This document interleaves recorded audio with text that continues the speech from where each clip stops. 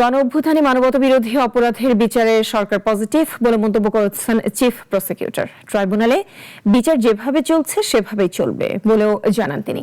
এদিকে ট্রাইব্যুনাল পরিদর্শনে এসে দণ্ডপ্রাপ্ত আসামিদের দেশে ফিরিয়ে এনে সাজা নিশ্চিত করতে বিএনপি সরকারকে আহ্বান জানান রংপুর ৪ আসনের সাংসদ ও এনসিপি নেতা আখতার হোসেন।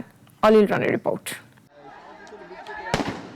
জুলাই গণঅভ্যুত্থানে সংঘটিত মানবতাবিরোধী অপরাধের বিচার কাজের অগ্রগতি জানতে দুপুরে আন্তর্জাতিক অপরাধ ট্রাইব্যুনালে আসেন রংপুর ৪ আসনের সাংসদ ও এনসিপির সদস্য সচিব আখতার হোসেন।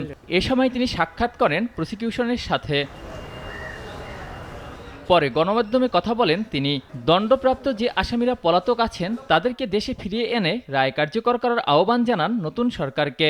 আমাদের উপর প্রধানতম কর্তব্য বাংলাদেশের সংস্কারকে বাস্তবায়ন করা এবং বিচারকে কার্যকর করা, এবং সেটা বিচার যে দৃশ্যমান হয়ে উঠল, শাস্তি যে কার্যকর হলো সেটা দেখাটা আমাদের জন্য এবং আমাদের যারা শহীদ ভাইরা জীবন দিয়েছেন তাদের আত্মার শান্তির জন্য সবথেকে প্রধানতম কর্তব্য। কোনোভাবেই যেন বিচার বাধাগ্রস্ত না হয় তা নিশ্চিত করারও কথা বলেন এনসিপির এই নেতা।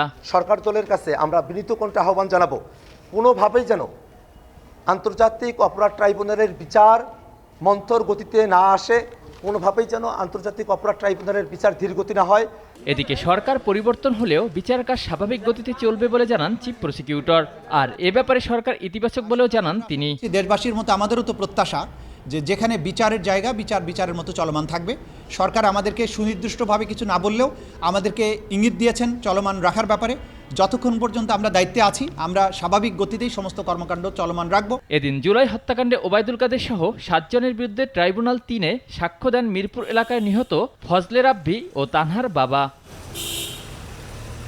অলিউল রনি, নাগরিক, ঢাকা।